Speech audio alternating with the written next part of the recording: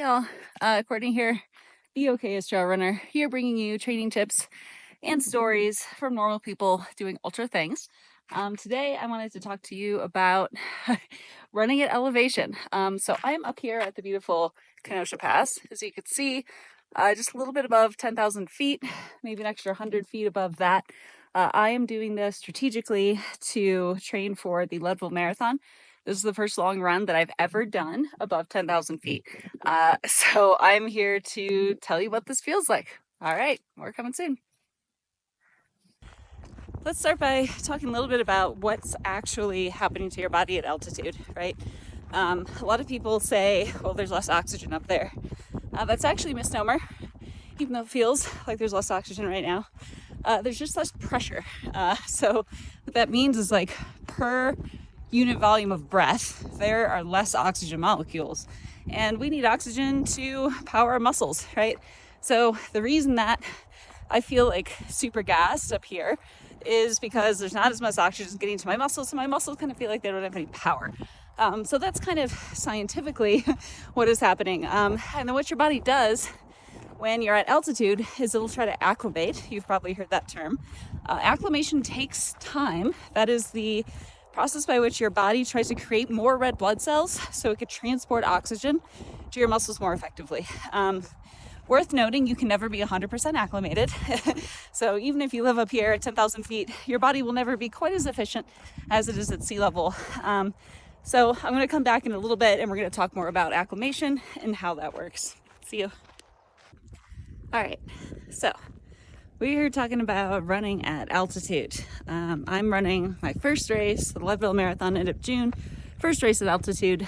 It starts at 10,000 feet and goes up to 13,000.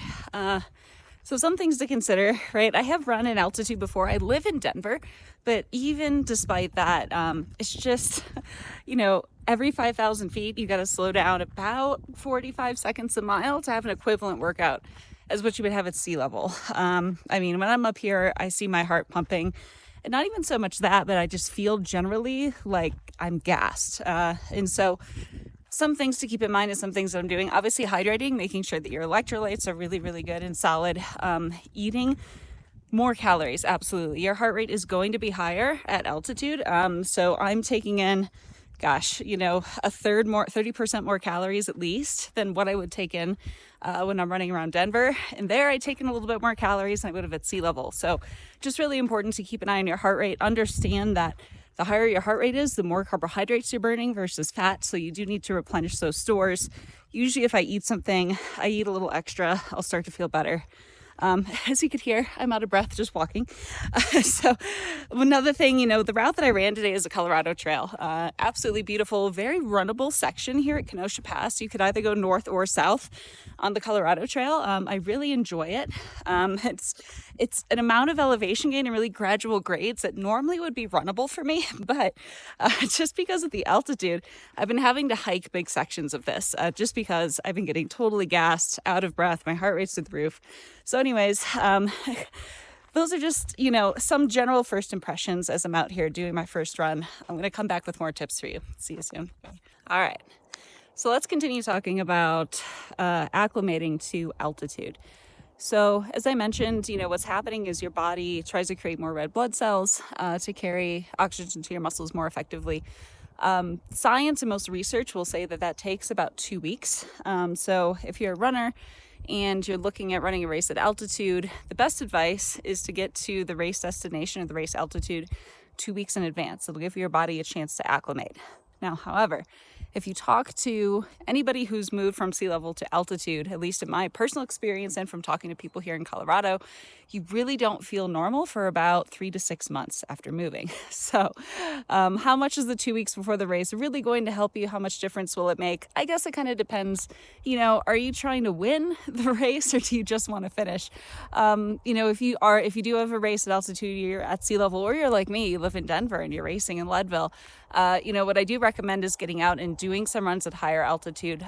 It's hard to say specifically and scientifically, like, is this stimulus really going to help me on race day? I think if anything, it helps me practice race day nutrition and hydration, understanding how my body is going to feel at 10,000 feet. I'm not sure that even if I spend every weekend at altitude, that it's really going to trigger the red blood cell response and stimulus that I'm looking for.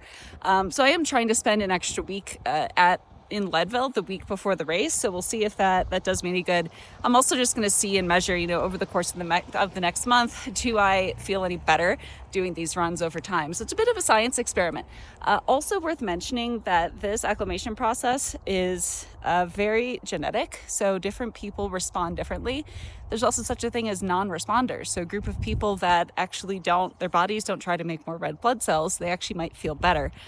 So altitude affects everybody differently. So like I said, my top recommendations, if you're planning on running a race at altitude, get out to altitude, do like a test run, a shorter race, just to see what the process is like.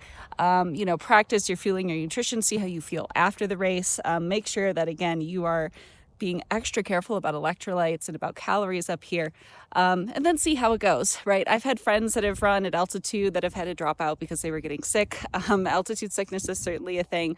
Unfortunately, there's no silver bullet supplement I could recommend that I have found yet, but all you could do is try, and of course, it's a beautiful adventure up here, so I can't recommend it enough. Even if the race is really tough for you, even if you don't set a PR, definitely come out to Colorado, run at some altitude, have fun and be safe. See you all.